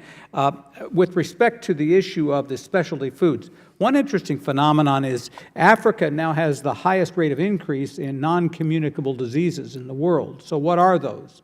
Diabetes, hypertension, cardiac disease. I mean, we know about the pandemics and the communicable disease. And a lot of studies show that it has to do with what they eat, and that the diets are not fully enriched and don't contain the broad variety of nutrients that are needed. And so I now see the World Food Program is beginning to get much more interested in the subject. I'll go back to David Beasley, who's the chairman, and you're going to have Mark Green here, the head of USAID. You ought to ask him the same question. It's really important. Can I just ask one last question? On the branding, do we brand also in the native language? The thing I remember when I was at Zatri in Jordan is there was some language about a gift from the people of the United States, but my guess is the 98% of the people in that camp did not speak English. Do we also do it in the native language of the recipient? I can tell you what the rules say that I put in place when I was administrator, and it's in the Federal Acquisition Regulations written down, and it says it must be in the local language. I have noted, however, that is not always what's done. As have they I. usually keep the English. However, the red, white, and blue in the U.S. is pretty clear even to people who can't read where it comes from. And I'll give you an example how we know that. After the tsunami in the Indian Ocean in December of 2004, the end of December, just after Christmas, 125,000 people were killed in Aceh. We ran a huge relief effort. And we branded everything with the brand that I showed you earlier. We didn't do it for any other reason than we just wanted it on the stuff to show what we did. Bin Laden's poll ratings in the largest Muslim country in the world, in Indonesia, were 58% approval rating. The U.S. had a 28% approval rating before the tsunami. 4 months later, according to five different polls in 5 different newspapers, bin Laden's polls collapsed from 58% to 26%, and the U.S. went up from 28% to 63% approval rating. The CIA told me bin Laden was extremely upset that his poll ratings collapsed.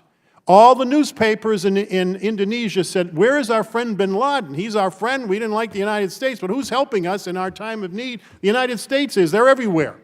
So if you think this doesn't have an effect, let me tell you it does. And President Uduono, who the president of India, said privately, I'm an ally of the United States, but sometimes it's kind of hard to be a supporter of you guys since you're not very popular here. After the tsunami, it was easy for him to associate with the United States.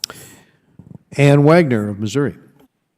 I thank you, Mr. Chairman, for hosting this important hearing on international food aid. As noted, America's generosity to victims of disasters, atrocities, and poverty across the world has been an integral part of our foreign policy and certainly our national security and such. Like all federal programs, our food aid programs should be smart, they should be efficient, and they should be streamlined. Our food programs require common sense reforms, as I think noted today, that ensure that food assistance complements local markets, finds the right balance between U.S. commodities and market-based programs like vouchers and electronic transfers, and end the unnecessary losses through monetization. We have all been looking for ways as a committee to better support Rohingya victims of ethnic cleansing in Burma. This entire conflict is man-made and has resulted in the murders of so many innocent men, women, and children. Just one of the tragedies of the past few years has been that food aid has been recurrently suspended due to safety concerns and because the government and military have blocked access to the Rakhine state. Last year, the Office of Food for Peace provided $13 million for atrocity victims and IDPs. My understanding is that much of this funding went to locally and regionally purchased food, as well as cash transfers for food.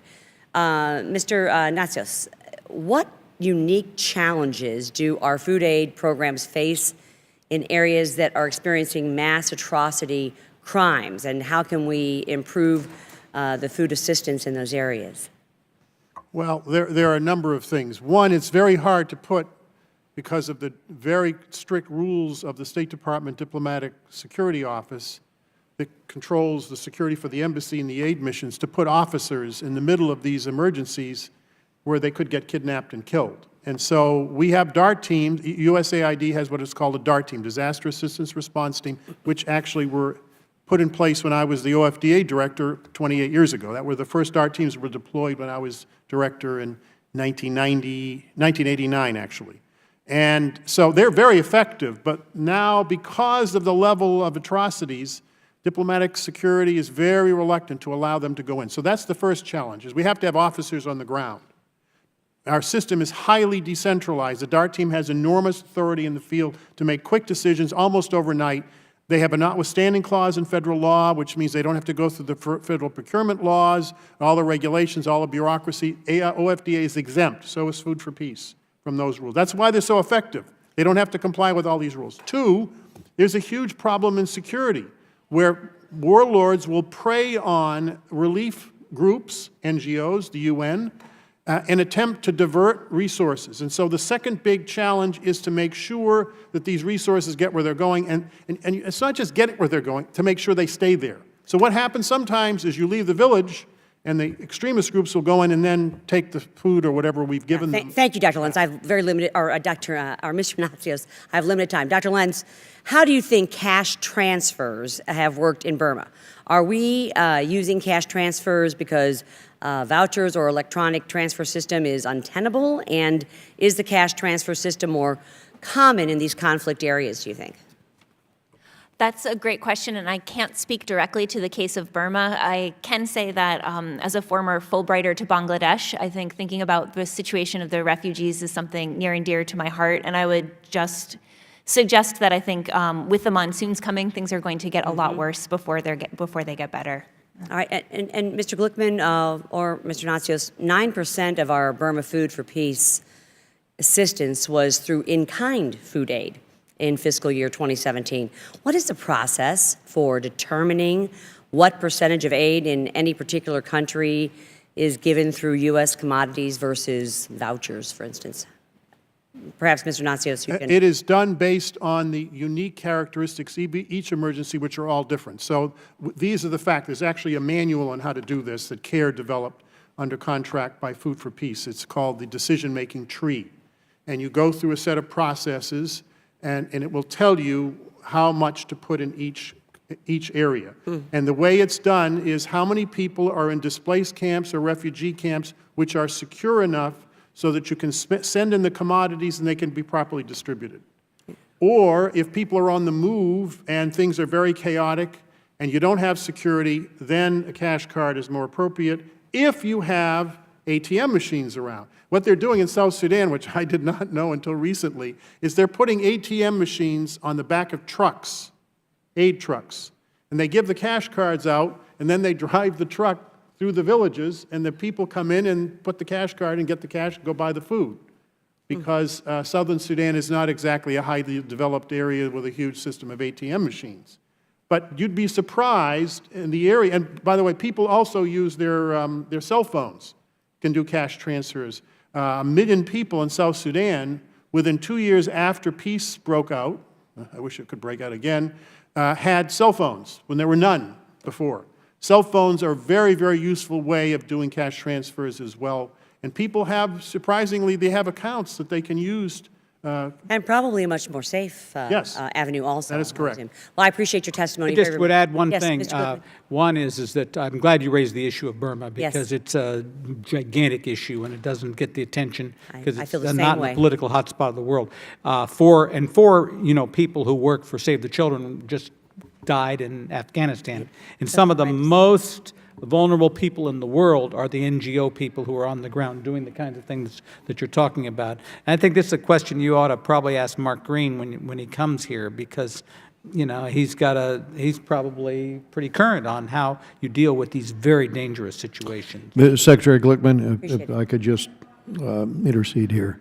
The circumstance, the reason the in-kind food has to be taken into the camps is because basically these are concentration camps with razor wire around them. The individuals inside are not permitted to engage in the market, so they will literally starve to death if we are not bringing that food into the camps. And at the same time, those reporters locally who report on the conditions on the ground that the Rohingya population have faced, they can face, as we saw this week, up to 14 years in prison for simply writing about the circumstances. So, hence, the circumstances in Burma, Ambassador, as to why, Ambassador Wagner, we are bringing the food into the camps or orchestrating the food to go into the camps. We go now to Dr. Ami Bera of California. Thank you, Mr. Chairman. Before I ask my questions, I just wanted to reiterate a few things that were stated earlier. Under the Chairman's leadership, I think we've long suspected in Syria that there was specific targeting by the Russians to weaponize refugees, and I think that is an accurate terminology to drive refugees into Europe and destabilize the refugees. And Secretary Glickman, to your comments, I was in Jordan visiting Syrian refugees and visiting some of the camps this past summer, and Jordan is under tremendous strain right now, right? Classroom size, unemployment, and they are one of our closest friends. So the importance of finding resolution to the Syrian issue is paramount, because the other impression I walked away with is most of the Syrian refugees did not have a side in this civil war. The war found them and drove them out, and they'd like to return to their homes. Again, a monumental global challenge. Now to my questions, Mr. Natsios, shifting from food to peace to feed the future as one of our programs in terms of capacity building. Obviously, I think a lot of us are concerned about what's going to happen with climate change. We think there is going to be, increasing water shortages, increasing mass migrations. Could you just describe a little bit of Feed the Future, how effective it is, what we ought to be thinking about in terms of, supporting that capacity One of building? the most successful aid programs in history in the 20th century was the Green Revolution in Asia, which was led by Dr. Norman Borlaug, who won the Nobel Peace Prize in 1970. He is from Texas A&M, my university, and the Borlaug Institute's down the street, and his granddaughter works, Julie Borlaug, at the Institute. So we know it works. It tripled, quadrupled in some cases, food production and productivity in Asian countries. There was an attempt in the 80s to transfer those lessons to Africa. It did not work. Variety of reasons. There weren't enough roads. There wasn't enough fertilizer. They're now attempting to do that again. Not that all of that program is in Africa, but a disproportionate amount is, because that's the most food insecure area of the world.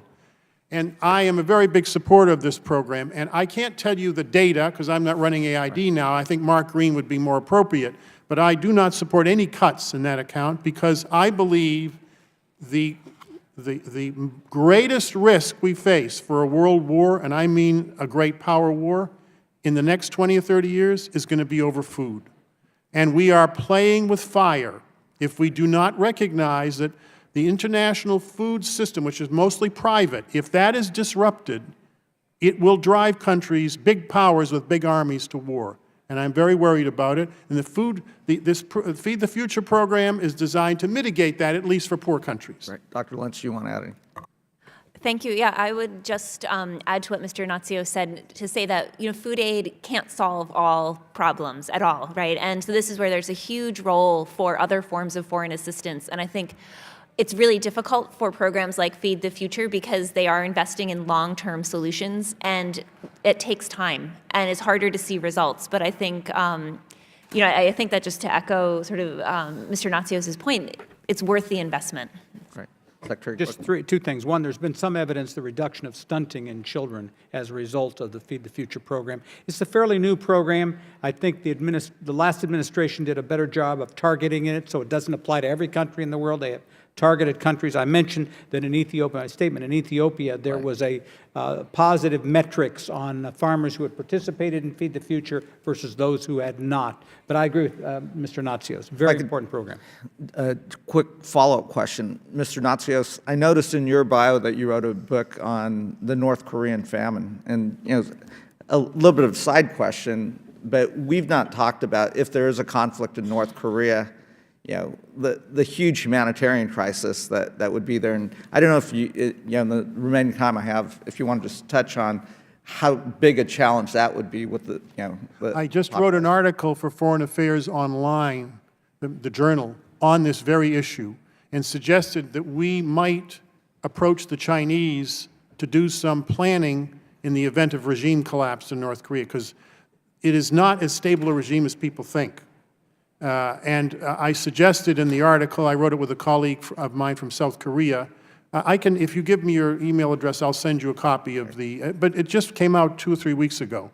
And it suggested that what we need to do is prevent mass population movements, because the death rate is frequently 50% of the people, when they leave their villages, they die if they're severely food insecure. So we can't prevent them from leaving, because that's a violation of international humanitarian law. But you can create the conditions where people don't want to leave. In other words, if you provide the food there, and what I suggest in the article is that 50% of the two-thirds of the population, I believe, in North Korea lives within 50 miles of either coast.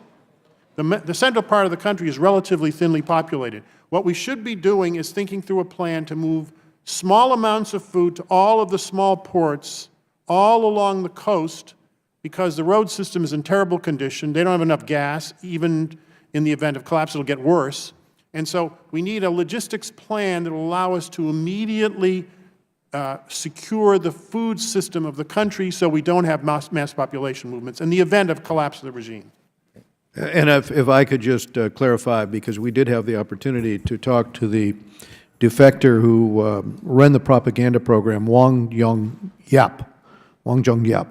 Adam Schiff and I had an opportunity to interview him after he defected some years ago. We asked him about the NGO estimate of 2 million North Koreans starving. The number, he said no, the internal number was 1.9 million.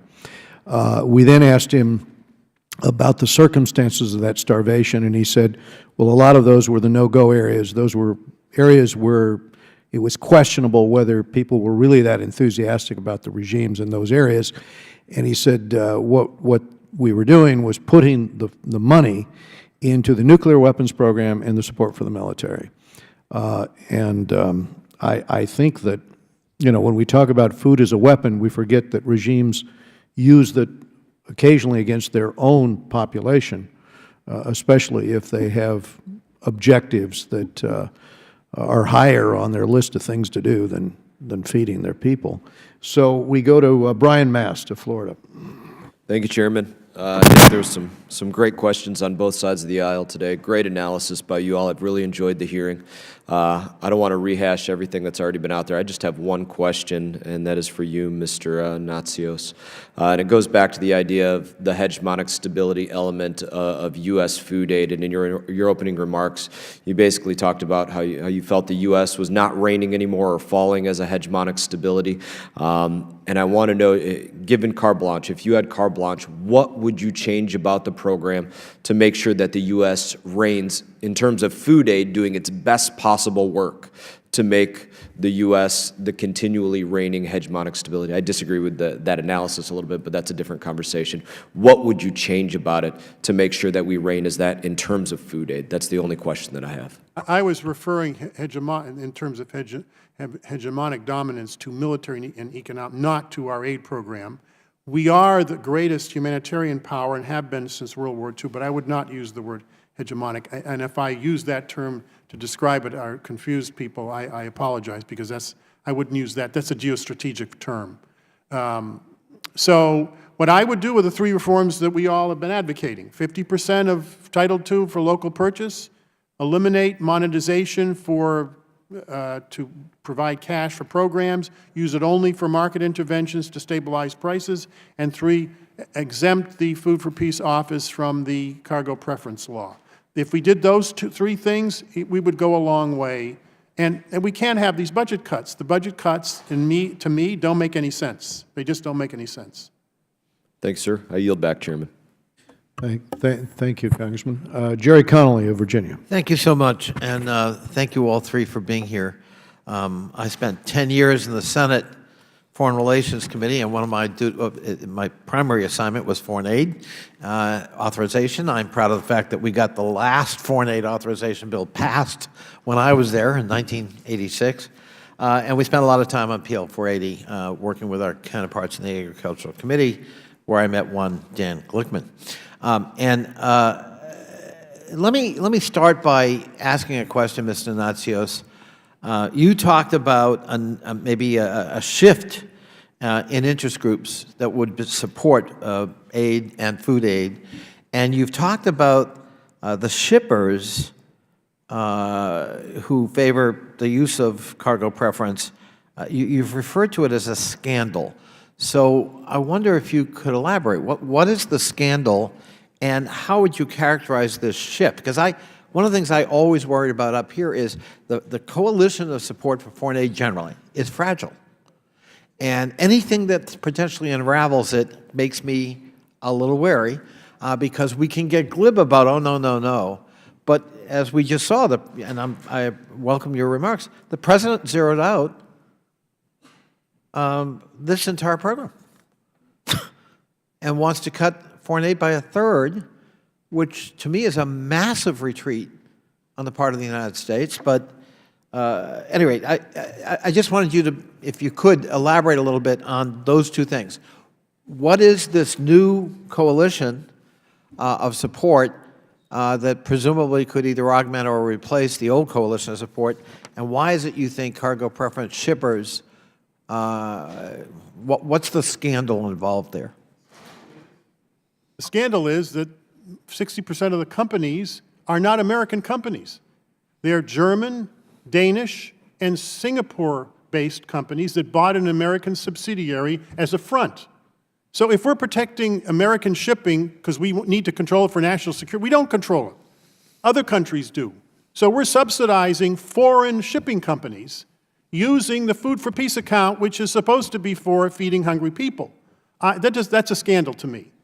If you make a national security argument, make the national security argument, but that's not who's bidding on these contracts. And I might add, Food for Peace puts out tenders, bids for the ships, and no one answers at all. Or they got one bid. Is that competition? I think it's scandal because it means there's monopoly control. It means a small number of companies control the whole shipping lanes, which means we're very vulnerable. And I think that's scandalous.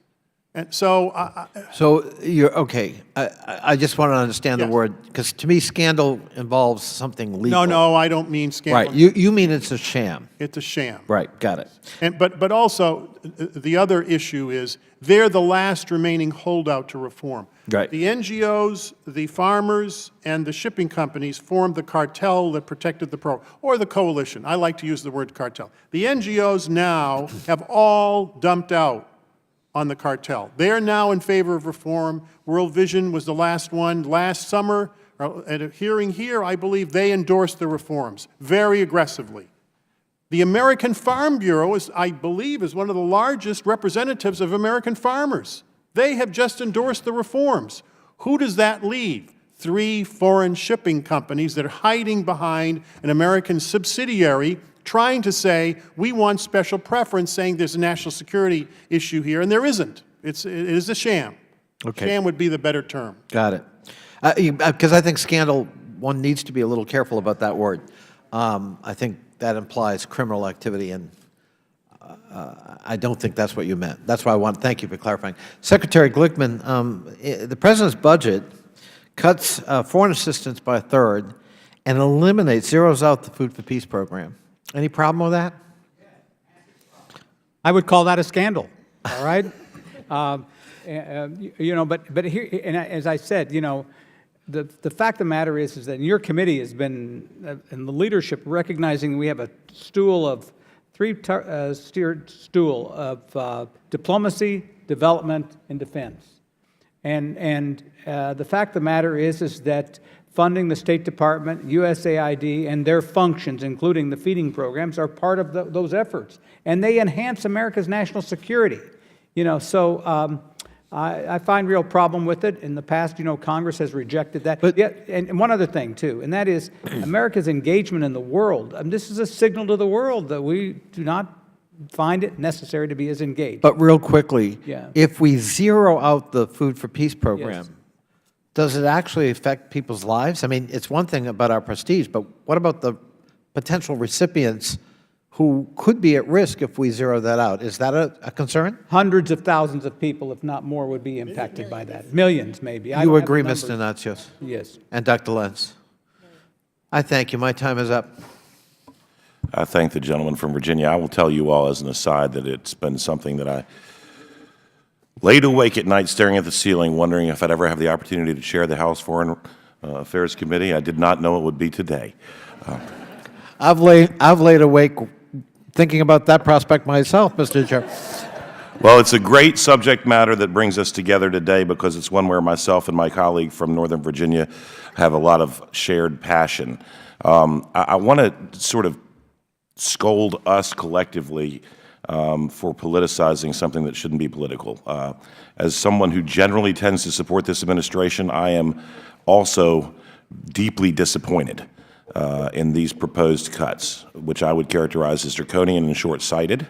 Having said that, no one is perfect, and this is why we have these hearings. I am hopeful that the administration will listen, both to myself and Mr. Connolly, and I apologize in advance by way of my line of questioning, which will take the form more of soliloquy, perhaps, than questioning. It is through learning that we better ourselves. I hesitate to contemplate the outcome of a day that I spend without learning something. And so it was as a member of this committee that I became familiar with the McGovern-Dole school feeding program. And the more I learned, the more I fell in love with it. And I will tell you why. And this may shock some people who think they know me politically, but they don't. When you're a subsistence farmer in a third world nation, and you have to do a cost-benefit analysis on what happens when you send your children, and particularly your daughters, to school versus putting them in the field to grow the food that they must eat to survive, then oftentimes historically we see these children in the field. School feeding provides a break in that paradigm which allows for the education of young people, and particularly young women, which we can demonstrably show leads to a decrease in radicalization, an increase in economic development, growth, and opportunity, which ultimately both of those things lead to what I believe my colleague Mr. Kinzinger referred to as the prevention of someone without hope strapping a suicide vest to themselves and taking human lives. Now, I worked as a prosecutor for a number of years, and we pursued people who preyed on children, and the greatest satisfaction that I received when we locked these people up was knowing that there would be a number of children who were never victims because they were locked up. There will be terrorists who are never terrorists if they have opportunity. It is not the sole responsibility of the United States to afford that. However, in the absence of leadership, there is a vacuum, and power abhors a vacuum. The Chinese are more than willing to jump in. And when they do these things, they usually do them in a manner such that it exploits the local populace, particularly in terms of economic opportunity and resources, whereas historically we don't. So again, I apologize for the form of my questioning, but I would invite each of you to speak to the positive long-term and unquantifiable benefits of things like school feeding programs that I've elaborated on, in the hopes that people who make policies and vote on budgets will listen to what we say here today, and perhaps we can nudge this thing back in the right direction. Mr. Natsios.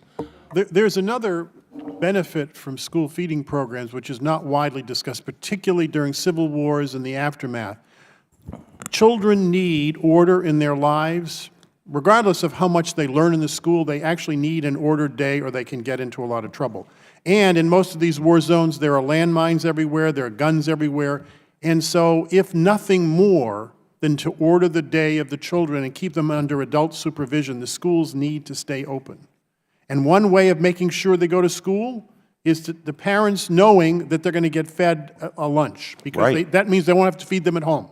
That's exactly it. And again, it breaks the paradigm that's been destructive historically and helps us move forward as a global community. And human lives are human lives are human lives. I serve the American people of the 5th District of Virginia, but I care about people everywhere, regardless of how they look or worship or what have you. Let me give you an example how we used food aid to get kids back to school in Afghanistan, particularly girls. We told, this is just after we sent the troops in, so this is early 2002. We did two things. We paid the 50,000 teachers. We had no cash to pay them. We paid them in vouchers that WFP then gave them food for us. And I asked the teachers, do you want cash? He said, well, there is no currency in this country because there's no government. There hasn't been government for 15 years. And so we would prefer food. We don't know what currency you'd give us because we could guarantee we can feed our kids. So teachers went back to school because they got a food voucher from AID, from the World Food Program. Secondly, to get more girls in school, we said if you send your girls to school, at the end of each month, we'll give you a liter of vegetable oil, very valuable thing for cooking. And there was a substantial increase in girl participation because of the vegetable oil program. I would ask my colleague, the gentleman from California, Mr. Liu, if he would indulge me for another moment to allow Dr. Lentz and Mr. Glickman the opportunity. Thank you. I don't want to be hegemonic. Dr. Lentz. Thank you. I mean, I think, Mr. Garrett, what you're saying is exactly why I became interested in food aid policy, because I think there's, not only is there sort of military or security benefits to the U.S. and, but I think there's a moral, frankly, for me, a moral imperative. I don't want to live in a world where people die from hunger, especially when there's things that we can do here. And I really hope that many American taxpayers agree with me that this is a huge thing, that nobody wants to have stories like Mr. Natsios's about his great uncle. I mean, I think it's devastating. Well, the problem, I think, and I appreciate that, and the problem is that it's unquantifiable. Right, but if we make it better tomorrow, then bad things don't happen, and it's hard to do an ROI on that, but it's real. Mr. Glickman, Ambassador or Secretary Glickman, Congressman Glickman. Whatever you want to call me, and I think you will be a terrific chairman of this committee one day. I want you to know that. Well, Ed's retiring. I got a whole year here, so I'm ready. So a couple of things. You mentioned the issue of girls in schools. This is an amazing success story. The fact that if girls stay in school, they're less likely to be sexually abused and demeaned in a variety of ways, and that's been one of the success stories. Second thing has to do with high nutrition. The program does focus on the nutritional components. And I was there, in fact, I was in the cabinet room when the president brought in Senators Dole and I believe McGovern and I believe Dole, and this idea came from them. it shows you, again, the bipartisan foundation for most of these programs. And it grew out of this desire by these two great patriots of America to have some sort of foundation to use education, which we had learned from our own experience in this country, to try to help the developing world. Again, I thank each of you, and I would now recognize the gentleman from California, Mr. Liu. Thank you, Mr. Chair. I want to thank each of the witnesses today, first of all, for your time and your expertise, and also for your work on these important issues. I'd like to talk about Yemen. USAID in December 13th of 2017 released a fact sheet on Yemen. I'm just going to read some of the highlights. They say that in Yemen, an estimated 22.2 million people require humanitarian assistance, including 17.8 million people who require emergency food assistance. Due to ongoing conflict, Yemen faces the largest food security emergency in the world. And as all of you know, the U.S. has a hand in this. We chose to take sides, and we are refueling jets of the Saudi Arabia-led coalition that's then doing airstrikes in Yemen. There has always been indications that these airstrikes are striking civilians nowhere near military targets. I previously served on active duty in the military. They look like war crimes to me. I'm pleased that certain countries chose not to get involved with airstrikes in Yemen, such as the country of Qatar. I think they made the right decision. But nevertheless, the U.S. did get involved. We're refueling these jets. There's also been articles that some of these jets are targeting farms, directly attacking production of food. And then Saudi Arabia, to make things worse, did a blockade on Yemen. Because of the outcry, both from the international community as well as members of Congress and others, they partially lifted the blockade. So now they have a partial blockade going on. And so my first question to you is, do you believe Saudi Arabia needs to lift the blockade entirely in Yemen so that supplies such as fuel can get through and actually deliver the food to the people who need it? Anyone can answer that. Anybody with a gun in a civil war eats. And so the notion that they're going to defeat the rebels, the Saudis are going to defeat the rebel movement that's backed by Iran. Iran has a hand in this too, I have to say, a dirty hand in this, is being naive. I don't think the Saudis understand what they're doing. I think that the blockade is inappropriate. Whether it's a war crime or not, I'm not a lawyer, and that's a harsh term. But it's unacceptable in my view. The United States should oppose it. And the President did tweet it, and it upset the Saudis enough that they lifted it. I know the Congress said things, but the thing that really upset them is when someone they thought supported them did that little tweet, right, and it shocked them. I wrote an op-ed with the former director of the Office of Foreign Disaster Assistance under President Obama. It was a bipartisan column on this. We haven't placed it yet. I don't know. Maybe people think because the blockade was partially lifted, the media, they're not running the column. But the article said exactly what you said, which is that this is not acceptable and it needs to be stopped. Thank you. And I would agree. I think that lifting the partial blockade would be incredibly helpful to get food to folks. I concur, but I also think this. That is, the role of the United States as a leader in humanitarian disasters is a multifaceted thing. It relates to food, it relates to abuse, it relates to improper treatment of prisoners. And we have to be a moral leader as well. You just can't cherry pick this country, not this country. And I worry about the fact that if we don't recognize that special nature, and the perfect example, bipartisan example, it's nothing like Yemen, which is a disaster, was after the Second World War, when President Truman decided that we had to rehabilitate Europe and we had to feed these people. Who did he choose to do this for him? He chose Herbert Hoover, the former president, who, ironically, President Roosevelt had isolated because he ran against him and lost. And that bipartisan effort on bringing Europe out of famine and disaster, along with the Marshall Plan, revolutionized the world forever. Okay, why did that happen? Because we had a couple of leaders who decided we needed to do that. And I think that's missing right now, I'll be honest with you. Thank you. I appreciate that. And let me I only have a short time out left, just conclude my comments that I believe the conduct of Saudi Arabia in this Yemen war is not acceptable. And Washington Post reports that every 10 seconds, a child in Yemen dies. Saudi Arabia's conduct has lowered its standing in the international community. It's turned members of Congress against our ally. I urge Saudi Arabia to take another look at Yemen to get a political resolution, because the longer this goes on, the worse it will be for Saudi Arabia. I yield back. Thank you, Mr. Liu. They should have never given me the gavel, because I'm going to go into this a little bit. Mr. Natsios really hit on this. It is tragic how often we can trace back bad outcomes to the Iranian regime, because what's going on in Yemen is nothing more than a proxy war between the Saudis and the Iranians. And I'd like to point out that Hezbollah, which is a wholly owned subsidiary of Iran, has the unique distinction of having murdered people on every single inhabited continent on the planet. Think about that for a second. So without commenting, I think Mr. Liu makes good points. I don't disagree with the members of the panel. But ultimately, you don't cut the branch of the tree off, you cut the tree down. And we need to act to support humanitarian outcomes and peaceful regime change in Iran, because you can trace Syria and Yemen and tragedies in Iraq all back to Tehran. So with that, I would also echo the sentiments of Mr. Natsios, who pointed out that a person with a gun in a civil war zone eats. Contemplate, if you will, being a 14-year-old boy who has no food and told, if you carry this rifle and shoot at these people, we'll feed you. So, And often paid large amounts of money to do that. sure. So what we do matters. With that, I want to thank each one of you. Again, this is important. This is important for who we are. This is important for how we'll be judged by posterity.